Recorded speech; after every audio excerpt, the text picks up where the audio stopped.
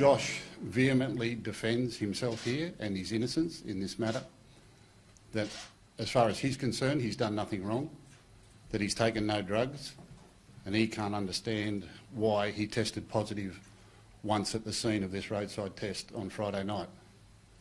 However, putting the club first and the team first, Josh has made the decision to stand down from this week's game, not make himself available so the team can get on with its preparation.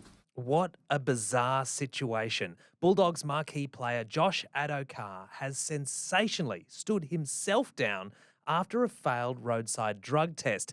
Joining me to explain is sports editor at The Nightly, Ben McClellan.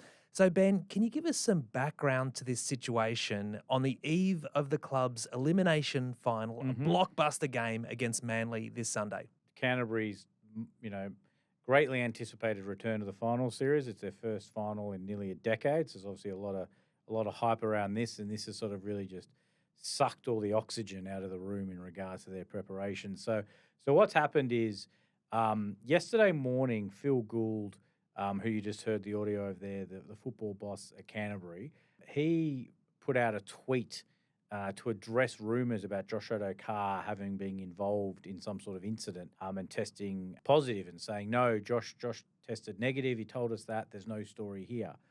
Then subsequently, it was revealed in a statement by New South Wales Police that on Friday night, they'd pulled over a 29-year-old who was Josh Addo-Carr in a suburb in sort of Western Sydney or in between Western Sydney and inner West, Wentworth Point, just near Olympic Park, which is where the Bulldogs were training in preparation for Saturday night's game. He was drug tested. It's unclear if he was breath tested, which is sort of a moot point here, but he was drug tested. And the police have said that he came up with a positive test, which was not what Canterbury had initially said based on what Josh Addo-Carr had told them. There was a second test, and these are saliva tests, as I understand it, that was inconclusive. And then the police in New South Wales have yet to clarify this. Josh Addo-Carr was then allowed to leave the scene, despite allegedly having a positive cocaine test. Now, there's been some reporting that that's because the officers who pulled him over were called to a more urgent job. And so because one of the tests wasn't, both tests weren't positive, they essentially let him go. Now, that obviously caused a massive bombshell that an NRL star, days out from a big final, had tested positive to cocaine. And so there's been a lot of pressure on Canterbury, a lot of crisis meetings. Gus met with Josh, and I feel strongly that Josh's decision to stand down was heavily influenced by Gus Gould, who essentially said to him that if you were to continue playing, and there's actually no framework for them to stand him down because he hasn't actually been charged with anything, that it would just create a circus, which of course is entirely accurate. So Carr isn't going to play in Sunday's game against Manly. We've now learnt that this second test, which was inconclusive, is going to take 10 weeks. 10 weeks? Possibly, to come back with the results. What kind of test takes 10 weeks? I'm not sure. I am a sports editor. You're not a biochemist? I was once a crime reporter, but yeah, so we are seeking more clarity around this. So this could potentially hang over Addo-Carr's head for 2.5 months, which I don't think is going to happen.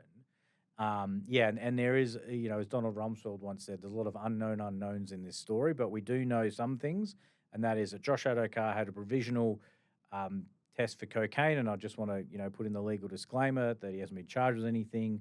So therefore, he has the presumption of innocence. He's denying it. He's saying he didn't take any drugs. He's engaged lawyers. So this is going to get pretty interesting, and I imagine pretty ugly because the police are going to have to come out and clarify what exactly they're doing. Yeah, there's two things about this story that I don't understand. The first, so he was apparently the driver of a Toyota hatchback. Yes. And this is a bloke who earns $500,000 a year at least. He's rolling in a Toyota hatchback? That doesn't make any sense to me. Well, yes. Secondly, the other thing that doesn't make any sense, if indeed Gus Gould has, given him the quiet word, yes, or do the righty by the team. Yep.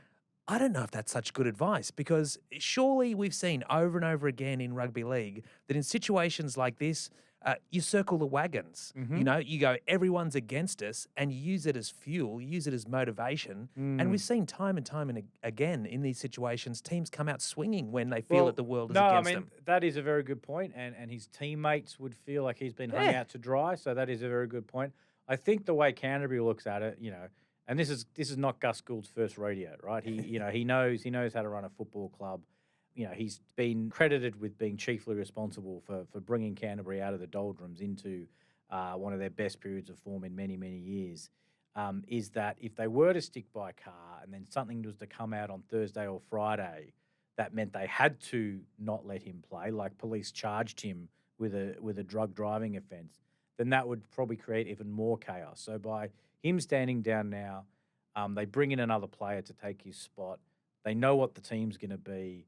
There'll obviously be a lot of white noise, but those players can focus on the game at hand. And, lest we talk about the actual, ball on the field, Canterbury are coming off 2 massive losses in their last 2 rounds. They've been hailed as one of the great defensive teams in the NRL with only letting in an average of 16 points a game.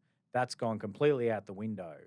And so they need to get their team back on track for this sudden death final against Manly out at Accor Stadium in Homebush.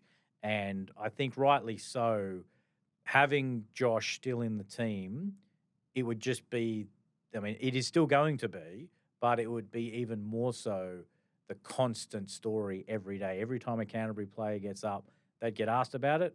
Again, that's probably still going to happen, but at least the players can say, look, well, he's not playing, so let's move on and talk about something else. So, yeah, look, it's a really interesting story. It's not quite the same as the Latrell Mitchell white powder photo. He was pictured with a white powder. Again, there was no police involvement in that. He was banned for a week for bringing the game into disrepute. So it will be interesting what comes out of this, because there is a possibility, because the NRL Integrity Unit's looking at this, is they could potentially take some action based on what the police tell them. So that's very interesting. Another thing when you're listening to Gus Gould's comments is, I think what's also not pleased Gus was he feels like he wasn't told the whole truth. So Josh told the club straight away Saturday morning, which is the right thing for him to have done. In years gone by, and players would have been the last thing they would have done. They just would have hoped it all would have gone away like a child. He did tell the club, but he said, look, I got pulled over, they tested me, nothing happened, it's all good, right? And then the club believed him, and then that subsequently doesn't appear to be the case. So it appears like Gus Gould has made comments today that he's convinced Josh, didn't sort of intend to lie to him, but he didn't feel like he was told the whole truth. So I think that's part of this decision as well, that there are some question marks with the club over Addo-Carr, who's obviously played for Australia, played for New South Wales.